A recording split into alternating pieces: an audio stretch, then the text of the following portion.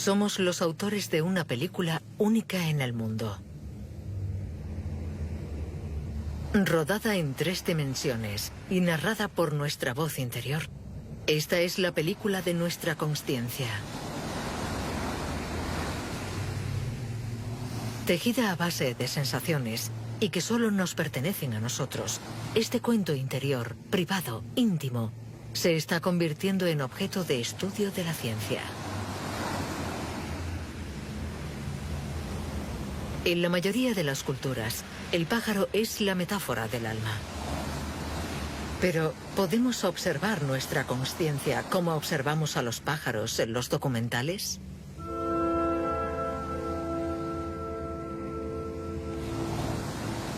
¿Qué puede decir la ciencia sobre este yo que constituye nuestra experiencia de la vida y del mundo?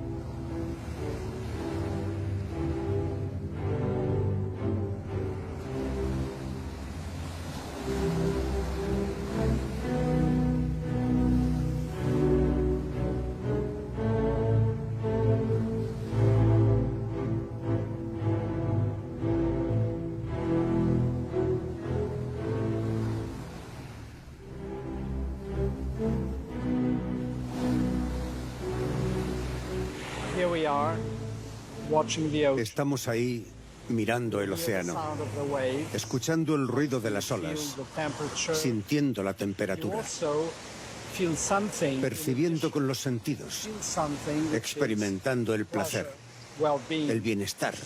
Y todo esto nos provoca una emoción.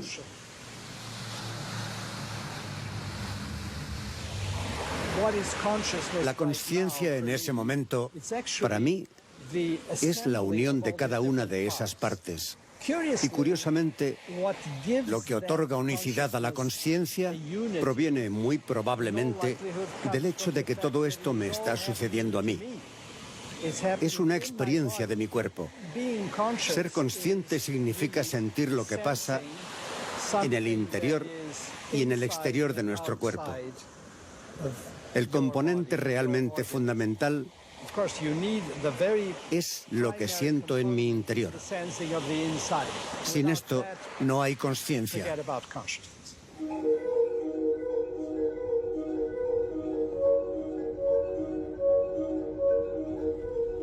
Antonio Damasio es conocido en todo el mundo por sus investigaciones sobre el cerebro, cuya complejidad está explorando. Para él, la conciencia es fruto del incesante ir y venir de las percepciones externas y las emociones internas. Eso que llamamos la mente no es otra cosa que el resultado de este intercambio entre nuestro cuerpo y el mundo que nos rodea.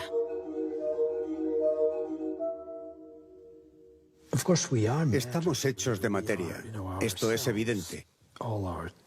Nuestras células, nuestros tejidos, todo es materia.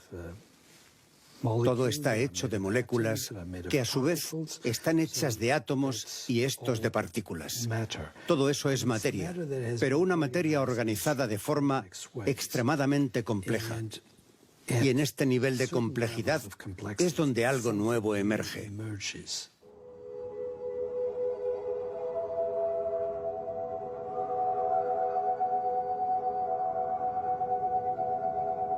Igual que un tornado provoca millones de acontecimientos interdependientes, los científicos sostienen que la consciencia surge de la actividad compleja de miles de conexiones que existen entre nuestro entorno, nuestro cuerpo y nuestro cerebro.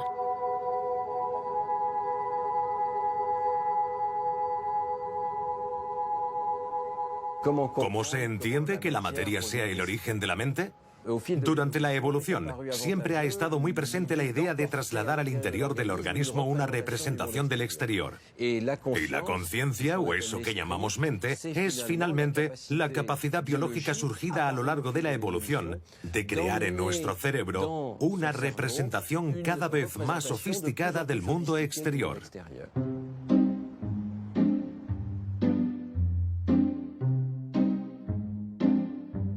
Para comprender el origen de la mente, es necesario tomar conciencia de la tarea de representación, interpretación y reconstrucción que hace nuestro cerebro. Lo que vemos es una representación continua del exterior.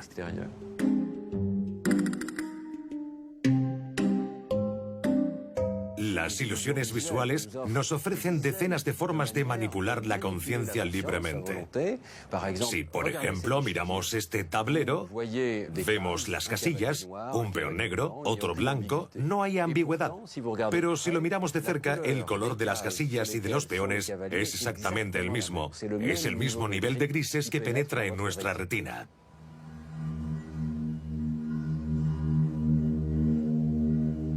¿Qué está pasando?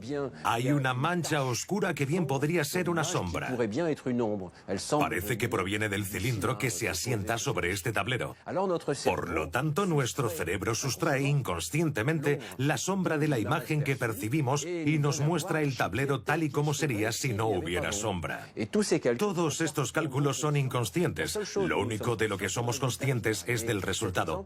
Pero este ejemplo nos enseña que el cerebro hace cálculos complejísimos antes de que podamos acceder a la información consciente.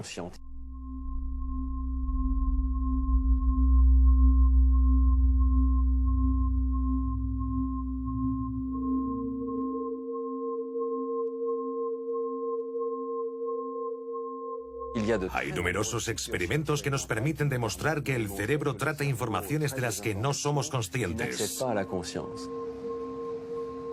Uno de ellos consiste en presentar muchos puntos amarillos alrededor de un punto central y tenemos que fijarnos solo y absolutamente en ese punto, sin mover los ojos de él. Y veremos que si miramos durante un rato este punto central, los puntos amarillos que al principio eran visibles desaparecerán. Más tarde reaparecerán y sobre todo si movemos los ojos, tac, reaparecen para volver a desaparecer. Estos puntos son estables en nuestra retina y nuestro cerebro los trata como una información parasitaria. Probablemente los defectos de la retina, como los capilares que podrían estar delante de la escena visual. Así el cerebro los elimina porque solo le interesa la percepción del mundo exterior y esos puntos no parecen venir de fuera. Son muy estables para venir del exterior.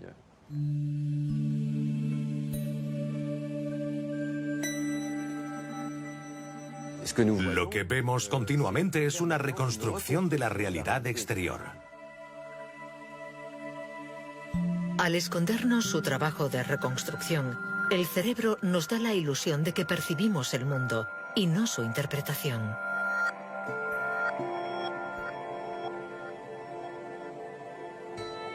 ¿Cómo podemos saber entonces aquello que da origen a la conciencia? Hemos elegido una estrategia muy sencilla. Hemos tomado a algunas personas adultas, despiertas y conscientes, pero les hemos presentado la información al margen de la consciencia mediante imágenes subliminales. ¿Ve usted correctamente? Sí.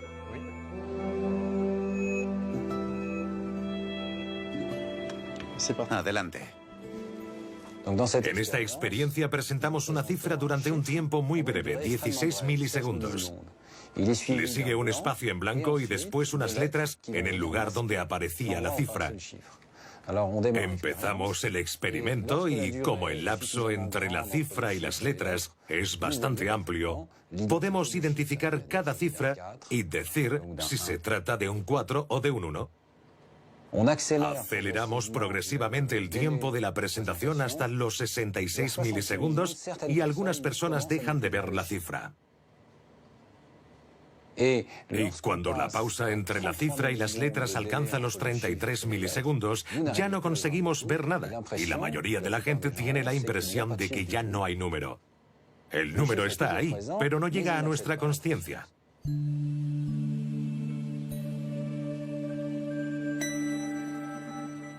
Gracias a la imagen médica, podemos seguir el tiempo completado de la secuencia temporal que conduce desde una cifra en la pantalla hasta su representación. En primer lugar, el número debe llegar a la retina, cuyas neuronas son sensibles a las manchas de luz que componen la imagen. Entonces, este estímulo es tratado por las áreas de visión del cerebro y durante aproximadamente 200 milisegundos, estas áreas analizarán inconscientemente la forma y reconocerán qué objeto es. Pero el cerebro puede conocer el objeto antes de que lo hagamos consciente. Todavía serán necesarios 100 milisegundos más para que continúe la actividad cerebral y la imagen llegue al córtex frontal, al córtex parietal. Estas regiones se sincronicen y se pongan de acuerdo. Determinan que es una cifra, el 2, y solo entonces la representación se hace consciente. La actividad cerebral no es en absoluto la misma en función de si vemos o no el número. En ambos casos, el tratamiento inconsciente es idéntico. Pero cuando vemos el número, el cerebro destella. Ese destello es la firma neuronal de la conciencia. Hay sistemas del cerebro especializados, contienen información local y encapsulada. Hay un sistema para las caras, los lugares, las palabras escritas o habladas. En principio, estos sistemas no se comunican entre sí, aunque según nuestra teoría, la conciencia se basa en compartir información. Ser consciente significa poseer una información concreta al servicio de todos los tratamientos corticales que poseemos.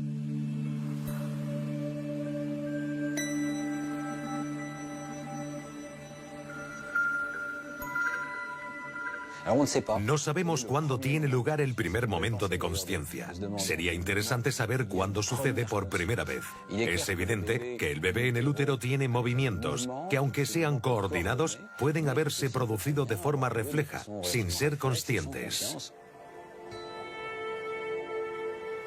Desde el principio, la consciencia comienza por las percepciones. ¿Qué sucede en el cerebro de un bebé que ve, escucha y siente placer?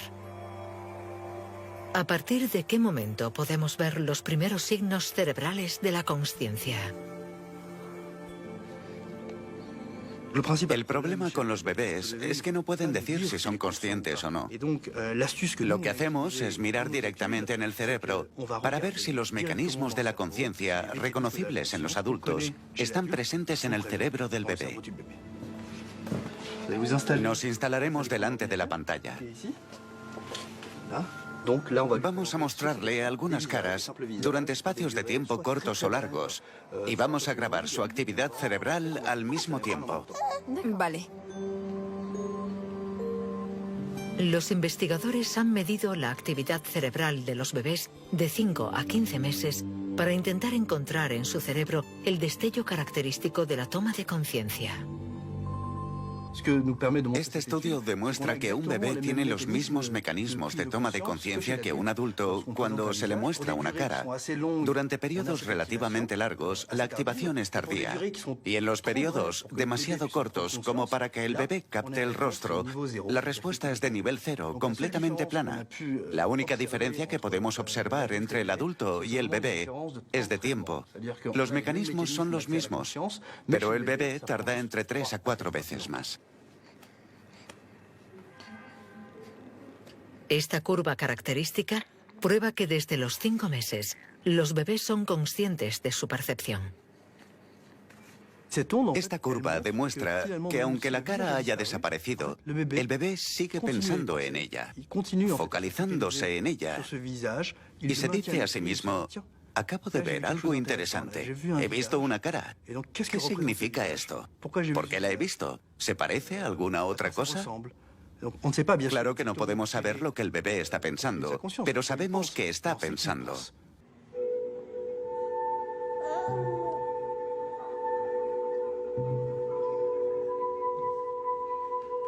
Ser conscientes de una información no significa que tengamos conciencia de nosotros mismos. Desde los años 70, la experiencia del espejo nos permite comprobar este tránsito tan conocido del bebé.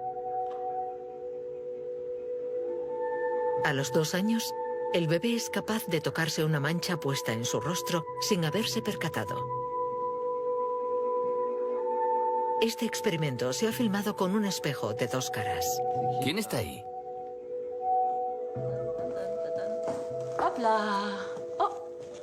¿Quién está ahí? Con 24 meses, Flor pasa claramente la prueba. Melson, de 18, todavía no. ¿Sabes quién está ahí?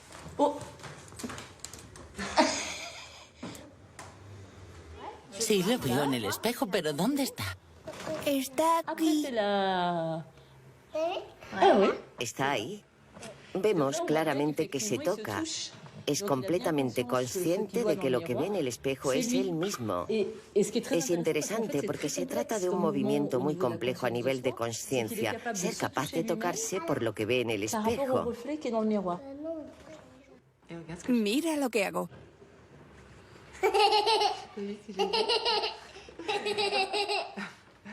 Es como si avanzáramos por la vida construyéndonos en capas sucesivas, como si nos envolviésemos. Somos algo muy, muy, muy sensorial. Estamos justo en el corazón del reactor. Y poco a poco añadimos protección. Comenzamos a reconocernos, a vernos, a representarnos, a tener una imagen propia. Pero estas capas que contienen parte de nuestra realidad, al mismo tiempo están fabricadas con pensamientos, creencias, sistemas de valores que no nos pertenecen, pero que hemos tomado para adaptarnos al mundo, para ser amados. La base de todo es la necesidad de ser amados, por eso nos construimos todas esas capas. Este es el cerebro. Mira lo que hay dentro.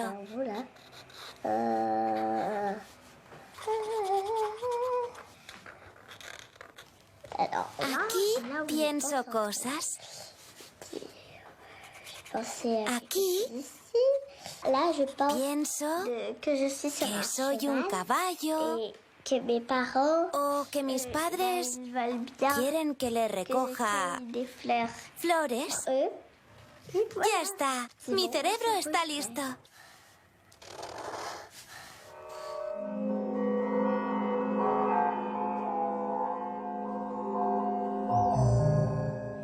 La conciencia es como una imagen de nosotros mismos que nos refleja permanentemente. Procede de lo que percibimos a través de los sentidos, pero los sentidos solo pueden capturar aquello que se corresponde con lo que ya tenemos dentro, es decir, es una especie de filtro. Constantemente nos estamos contando una historia. Es algo que nos emociona a la vez que nos perturba. Nos contamos una historia para poder vivir nuestra propia historia sin darnos cuenta de que se trata de una historia.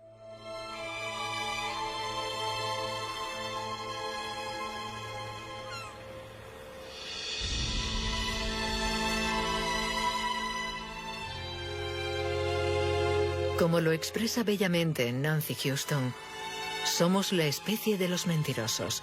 Nos contamos fábulas inocentemente. Con los mismos métodos que los fabuladores, creamos la ficción de nuestra propia vida.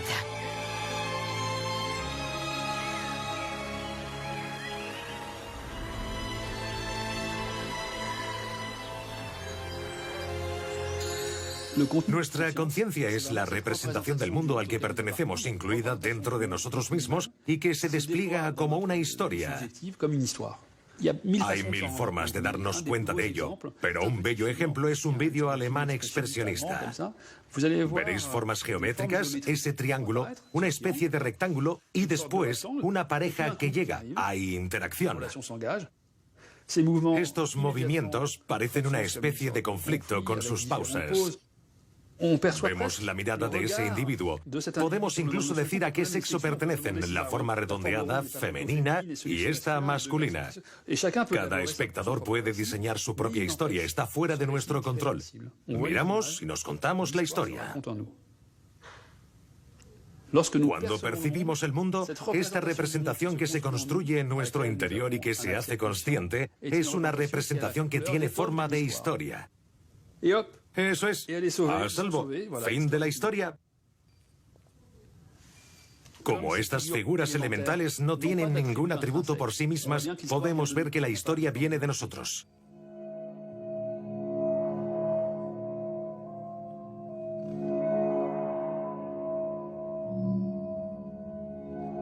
¿Por qué? ¿Por qué le damos sentido? No sabría responder a esta cuestión, pero no podemos escapar del sentido, estamos prisioneros en él.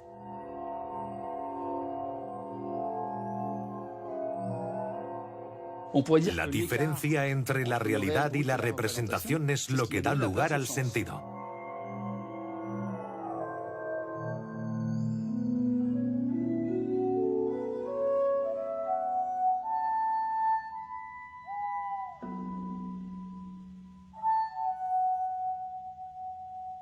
A lo largo de los días, nuestra fábula interior se interrumpe, divaga y vuelve a empezar de nuevo. Dormidos o despiertos, concentrados o en la luna, nuestra conciencia oscila a su antojo de un estado a otro.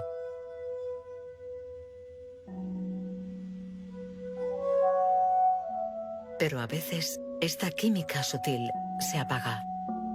La historia que nos da vida se para. Son los casos de estados de conciencia alterados.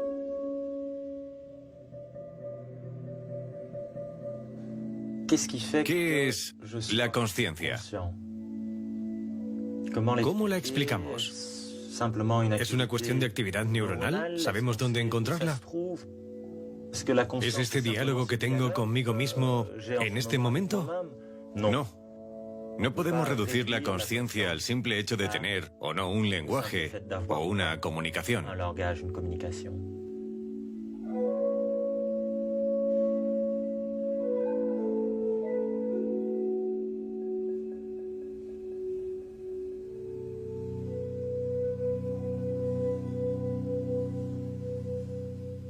La vida produce la conciencia.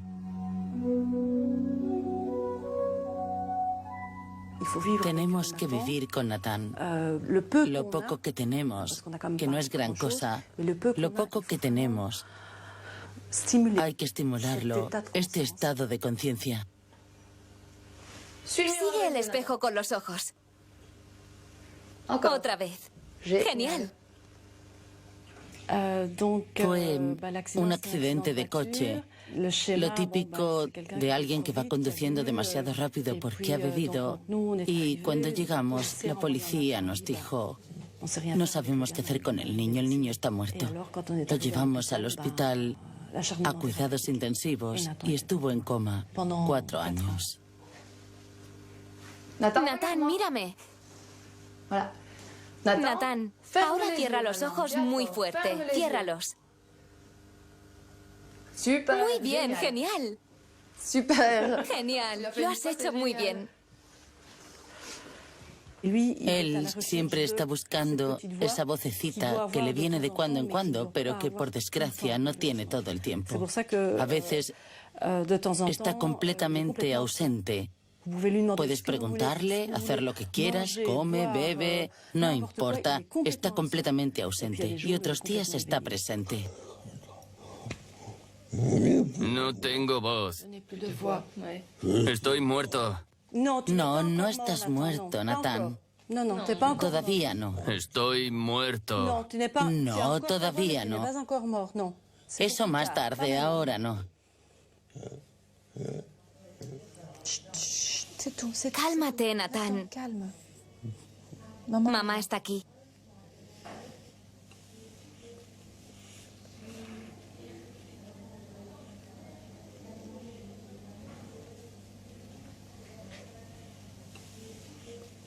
Él es un ser vivo con la conciencia disminuida. Así que los puntos de referencia que nosotros tenemos, él no los tiene. Se los llevó el coma.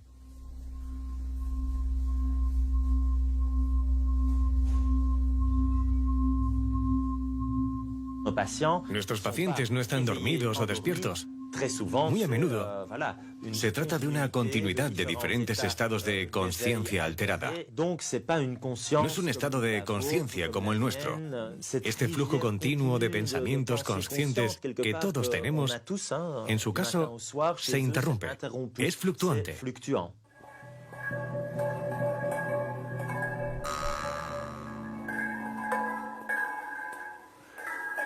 Cuando la consciencia de un paciente fluctúa, necesita comunicarse a través del lenguaje o de algún otro código para que sepamos que está consciente. Pero los pacientes con parálisis no pueden revelar nada de su estado mental. Tras exámenes intensivos y repetitivos, más de un tercio de los pacientes en estado vegetativo consigue mostrar signos mínimos de conciencia, a pesar de las apariencias. Cuando los médicos se plantean la pregunta de la conciencia, lo que quieren saber es, ¿hay alguien ahí? O dicho de otro modo, ¿frente a mí hay alguien que piensa, que siente, que tiene una vida en primera persona? Mírame. Estoy aquí, a tu derecha. Mírame. Mueve los dedos, la mano, inténtalo. Si el paciente no puede comunicarse, debemos ver su actividad cerebral para comprobar su estado de conciencia. Te pondremos un casco de electrodos y escucharás unos sonidos. Es para ver si reaccionas a ellos, ¿de acuerdo? Vamos a empezar.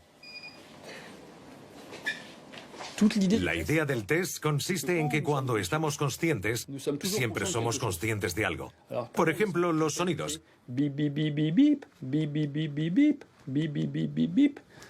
Desde el principio vais a poder, aunque no os diga nada, tomar conciencia de los sonidos y de que el quinto es diferente.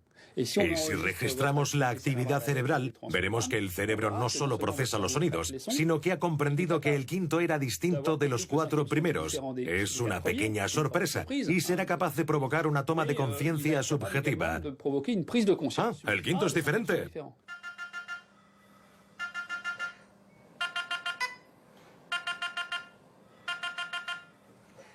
Con este simple test auditivo, los investigadores han encontrado el medio de ver la huella de esta pequeña sorpresa en el cerebro.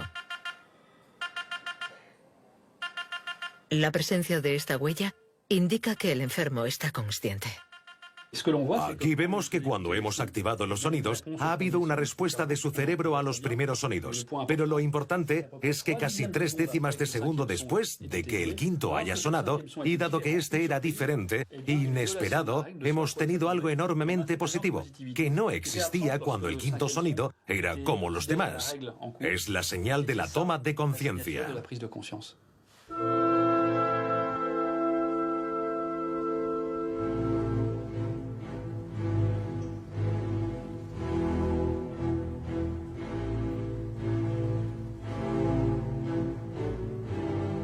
En Milán, un investigador parece haber encontrado un medio todavía más radical para estudiar la conciencia en nuestro interior. Ha inventado una especie de conscientímetro que mide la amplitud de nuestros estados de conciencia y de vigilia. Cada día morimos. En el sueño profundo, nuestra conciencia desaparece. Cuando yo tenía unos 8 años, antes de irme a dormir, me esforzaba por llegar al límite. Quería sentir lo que es estar muerto. No es el silencio puro, ni tampoco el negro absoluto. Todo desaparece.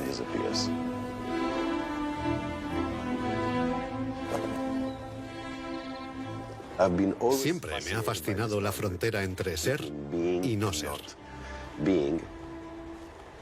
Y cuando la conciencia se va, tenemos que entender lo que hace el cerebro. ¿Qué pasa ahí dentro?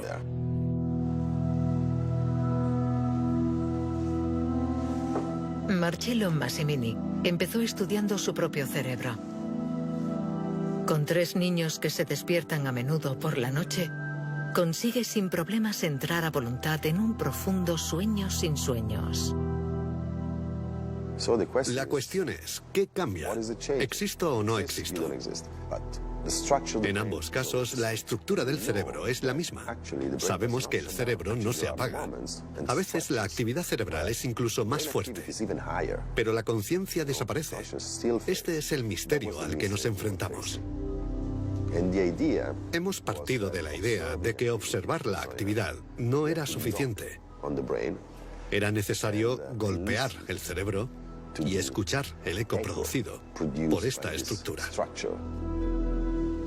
La idea de Marcello era administrar un impulso electromagnético y medir cómo esta señal se propaga en el interior del cerebro. Esta es la sonda magnética. Envía 10.000 voltios en una fracción de milisegundo, es decir, un tiempo muy breve. Estos 60 electrodos registran la música eléctrica producida por mis neuronas cuando golpeamos.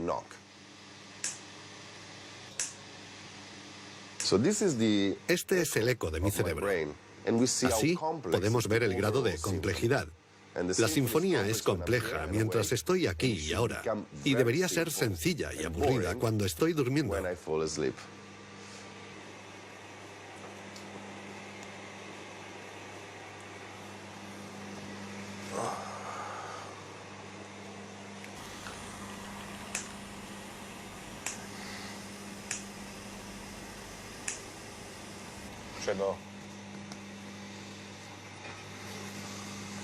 Vale, ya está. ¿Has dormido? Sí. Hace unos minutos yo no existía. Es todo. Ahora existo. Estoy seguro de ello. Es mi única certeza.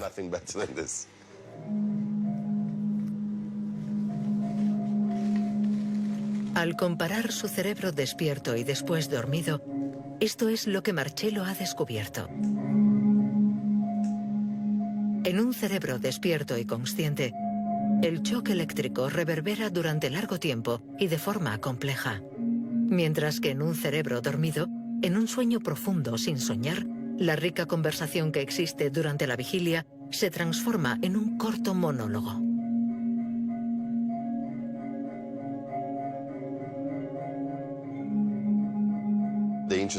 Lo interesante es la respuesta durante el sueño. El cerebro siempre está activo, no se apaga, pero su respuesta es completamente diferente. Es anodina, local, y ha perdido totalmente su riqueza. El cerebro está activo, reacciona, pero ha perdido su complejidad. Medir esta complejidad significa medir nuestro estado de conciencia. Los cerebros en coma, anestesiados o dormidos, son siempre menos complejos que los cerebros despiertos y conscientes. Con estas medidas, los científicos pueden ya interpretar el fenómeno de la consciencia en términos puramente matemáticos. Todavía no podemos explicar la consciencia, pero podemos medir la complejidad de su eco. Este eco es la música de la conciencia. Es la reflexión de una estructura magnífica, de una catedral donde los ecos viajan y se propagan. Es la expresión de un potencial, un maravilloso trozo de materia.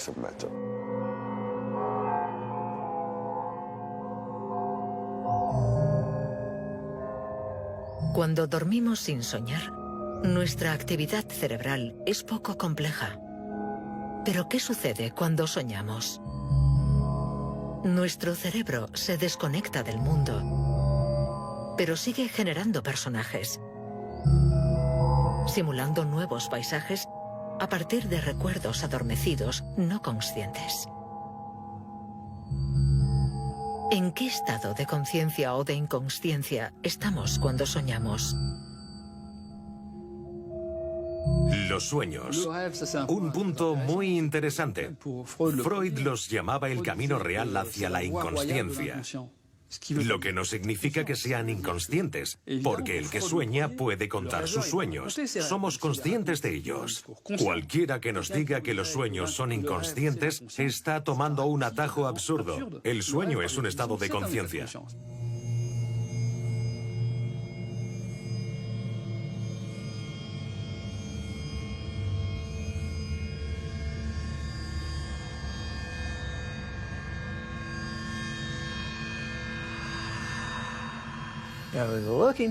En 1978, yo buscaba un medio para estudiar la conciencia.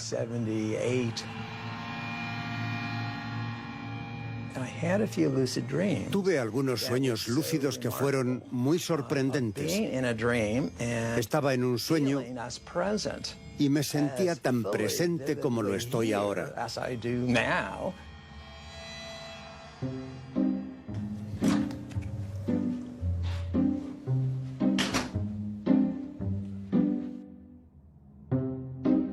El sueño lúcido significa soñar y saber que estás soñando. Mientras soñamos, tenemos la conciencia explícita de que estamos dentro de un sueño. A caballo entre el sueño y la vigilia, los sueños lúcidos son para Stephen LaBerge el medio ideal para descifrar nuestra conciencia. El investigador se mete de lleno en 37 años de sueños para registrar, descifrar de la forma más lúcida posible. Y descubre que la consciencia no es más que una clase especial de sueño.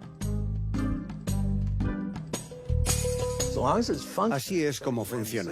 Durante la fase REM, el cerebro está encendido, está totalmente activo y es natural que produzca una simulación de la realidad.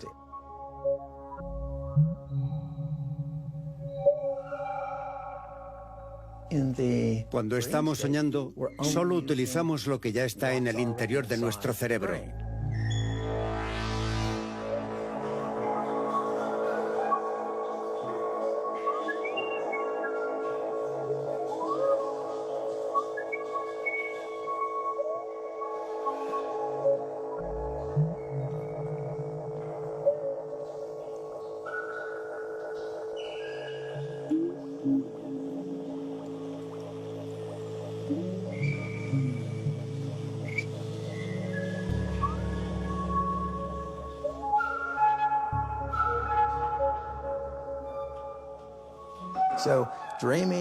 Se podría decir que percibir la realidad es soñar la realidad. Nuestra conciencia está limitada por la realidad física, mientras que soñar es percibir las cosas libremente, es decir, sin los límites de la realidad. Los sueños no están condicionados por las leyes de la física ni de la sociedad, solamente por nosotros.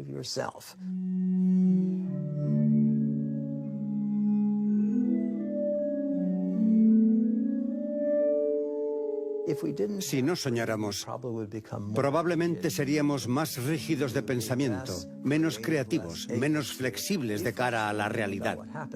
Los sueños son extraños. Suceden cosas que no tienen sentido. Y lo que llamamos extraño es la otra cara de la creatividad.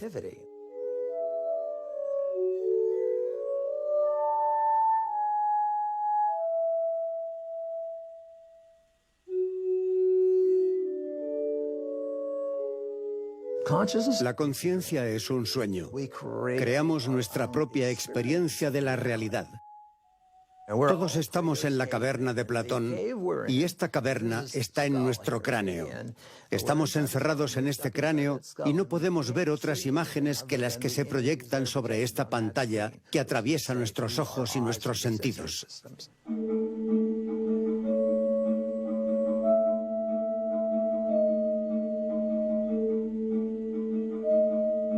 La conciencia es el reino de las ilusiones. Cuando soñamos, tenemos la intuición de que nuestro espíritu se va de nuestro cuerpo. ¿Quiere esto decir que nuestra conciencia es nuestro espíritu? ¿Cuál es el papel de nuestro cuerpo en nuestra conciencia? ¿Sentirse a uno mismo no es también una ilusión? La conciencia que tenemos de nosotros mismos parte del cuerpo. Si nos preguntamos dónde estoy, nos identificaremos con el cuerpo. Es más, si alguien nos pregunta en qué parte de nuestro cuerpo estamos, no tendemos a identificarnos con el dedo meñique. Si nos lo cortaran, no nos gustaría, pero no tendríamos la impresión de haber perdido mucho. Pero si hablamos de la cabeza, tenemos la idea que es ahí donde estamos.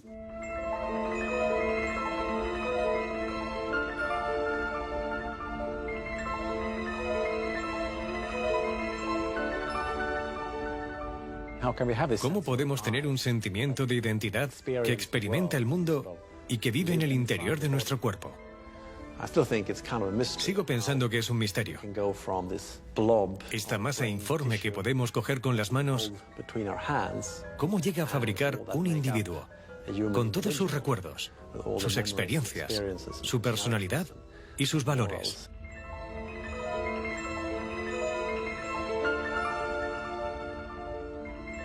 Estamos en Estocolmo, en la iglesia donde Descartes fue enterrado en 1650.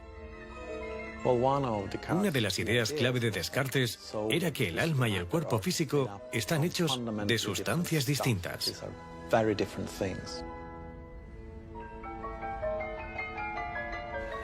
Irónicamente, 16 años después de ser enterrado, su cuerpo fue trasladado a Francia. Pero no su cuerpo entero. Alguien había robado su cabeza. Es una verdadera paradoja para alguien que pensaba tanto en la unión del alma y el cuerpo, haber sido enterrado sin cabeza.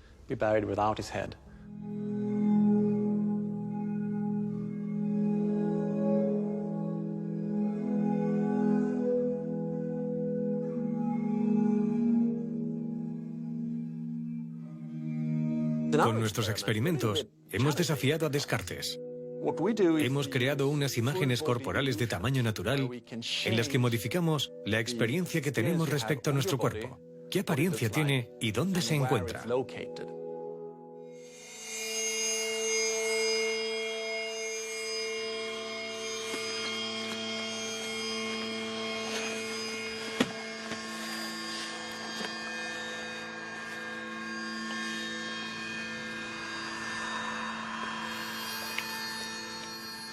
Pondré tus piernas rectas. Bien. Ahora colocaré 2 electrodos sobre sus dedos para poder medir su ansiedad. ¿Vale? Vamos a ponerle el casco. Mueva un poco la cabeza. El sujeto de la prueba lleva un casco con 2 pantallas conectadas a 2 videocámaras situadas en la cabeza de la muñeca, mirando hacia abajo. Primero tocamos a la muñeca, sus piernas, por ejemplo, y al mismo tiempo acariciamos las piernas de la persona, sincronizando los toques de la forma más perfecta posible, sin dejar de acariciar las mismas partes de los 2 cuerpos en la misma dirección. Y como las caricias son simultáneas, el cerebro interpreta estas sensaciones visuales y táctiles como soy la muñeca.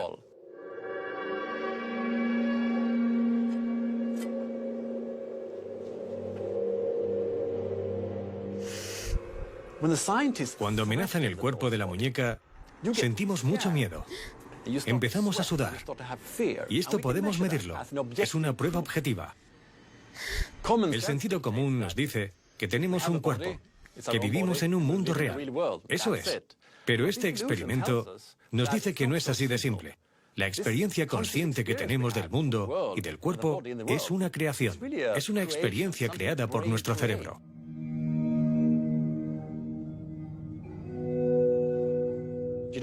La conciencia y el pensamiento no están separados del cuerpo. Ambos están muy íntimamente unidos.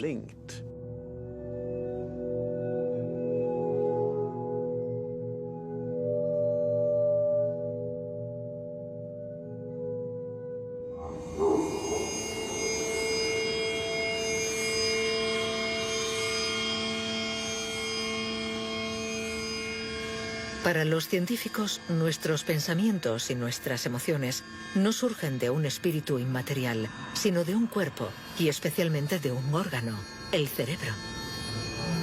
Nuestro más pequeño deseo y cada una de nuestras decisiones estaría registrada aquí, en el entramado de nuestras neuronas, bajo la forma de un código todavía misterioso. Pero todavía no sabemos quién decide en mí. En la escuela, a menudo resolvía problemas de matemáticas o de física por placer. Si me bloqueaba, la idea del placer me ayudaba a encontrar una solución diferente. Y la solución surgía en mi mente. Eso me fascinaba porque yo me preguntaba, ¿quién hace los cálculos? ¿Quién resuelve el problema?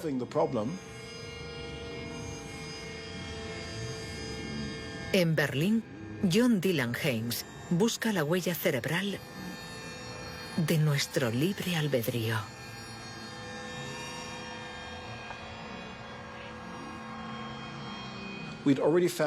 Ya hemos demostrado que podemos predecir las intenciones de alguien a partir de su actividad cerebral.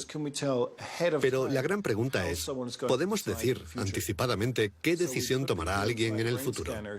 ¿Será posible, gracias a un escáner, predecir las elecciones de una persona antes incluso de que sienta que se ha decidido?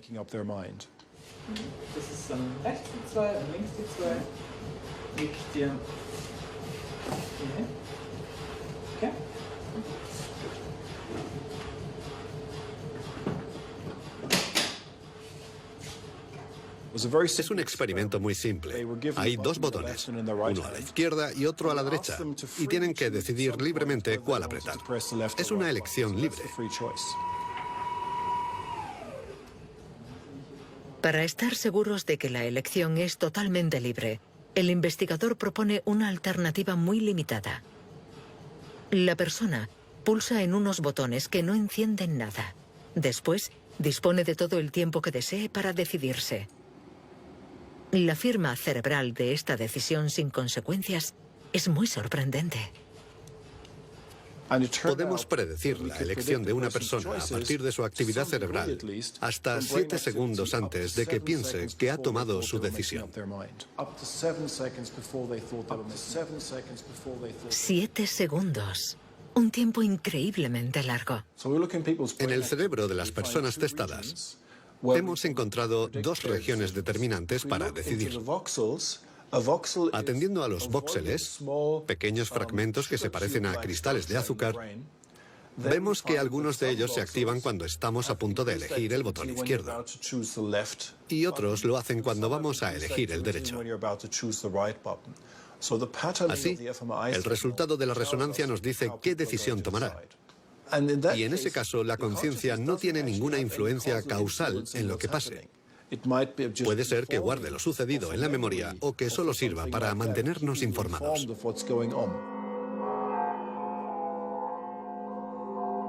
Este experimento solo hace la prueba sobre una minúscula decisión sin ningún objetivo.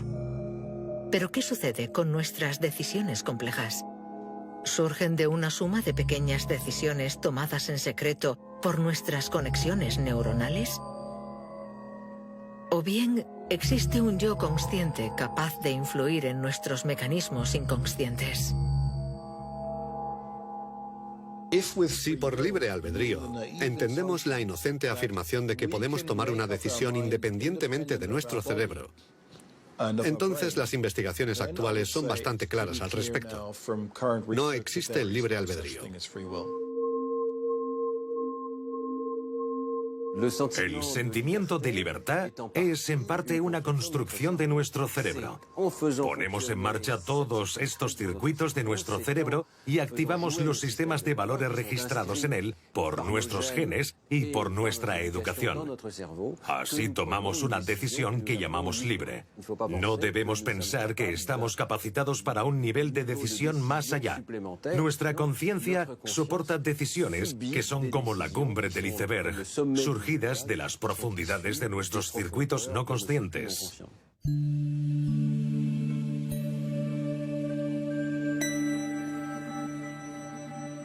Es posible que haya un 95 o un 98% de actividad cerebral inconsciente.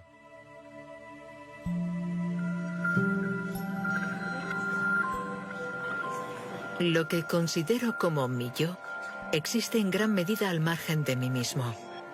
Pero eso no significa que nuestra conciencia no juegue ningún papel en nuestros procesos inconscientes.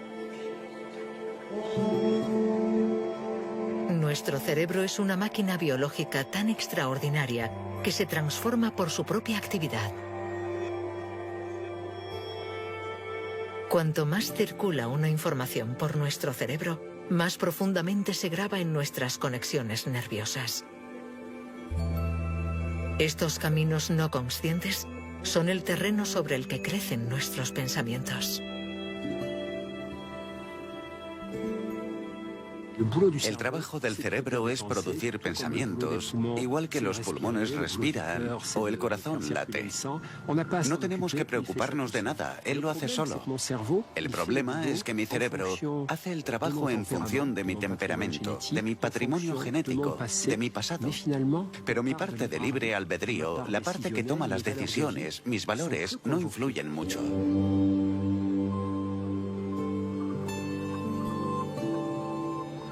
Cuanto más consciente soy de lo que me está sucediendo y mayor conciencia tengo de cómo estoy viviendo mi vida, mi experiencia, más aumenta mi libertad.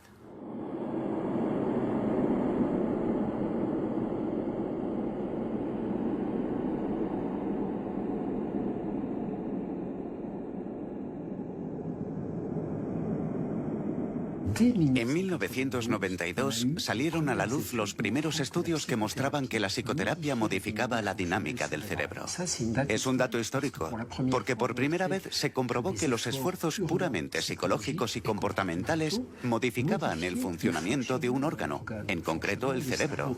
La meditación produce el mismo efecto. Visto desde fuera parece mágico, pero en realidad es lógico. El cerebro es un órgano como los otros. Si entreno mis músculos, voy a desarrollar mi fuerza. Y si entreno con regularidad mi cerebro, desarrollaré ciertas capacidades cerebrales.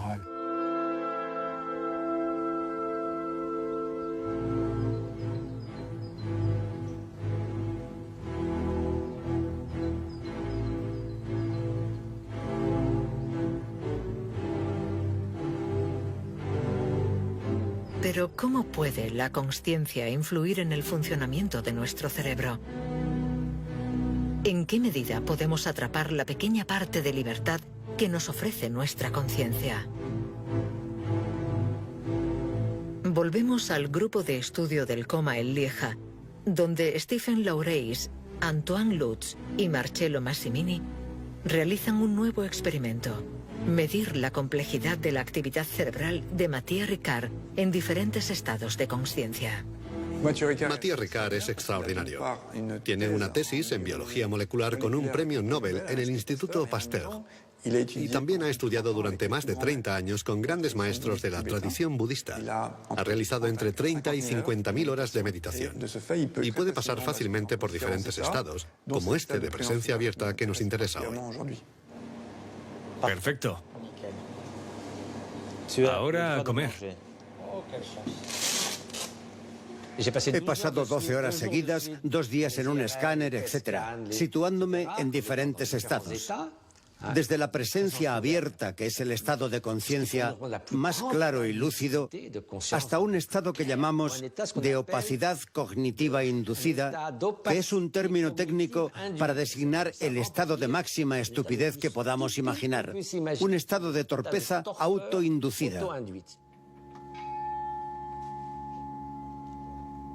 ¿Qué sucede en el cerebro de Mathieu Ricard cuando por propia voluntad y de forma subjetiva pasa de un estado de conciencia aumentada a un estado de conciencia disminuida?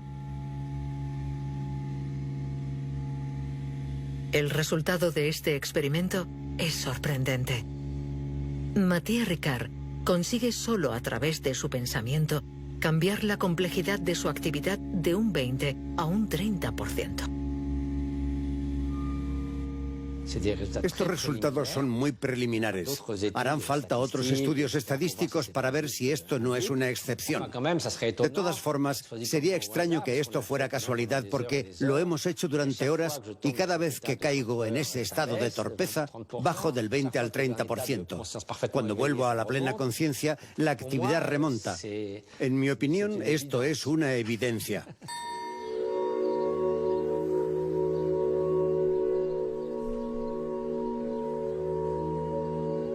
Nuestro cerebro puede modificar su propia forma de funcionamiento, y solo con el pensamiento.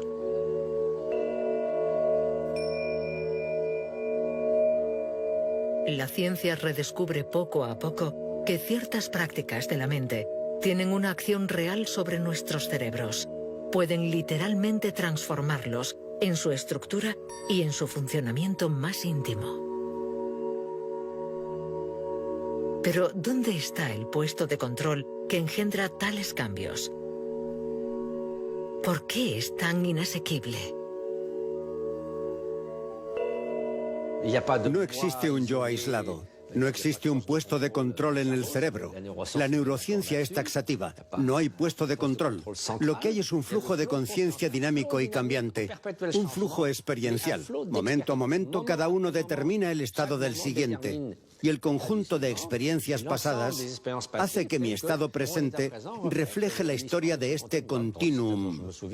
Unas las recuerdo, otras no. Pero en esto consiste este continuum. No hay más.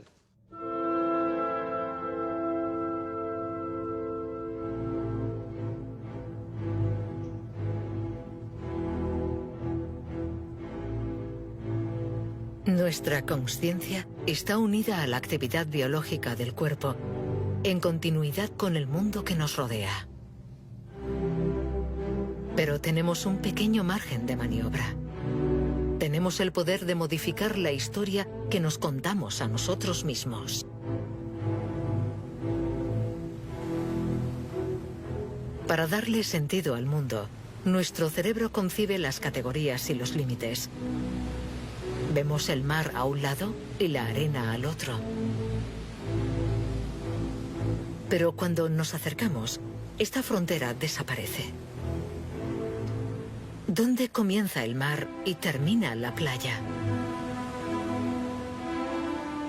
¿Dónde empieza la consciencia? ¿Dónde termina?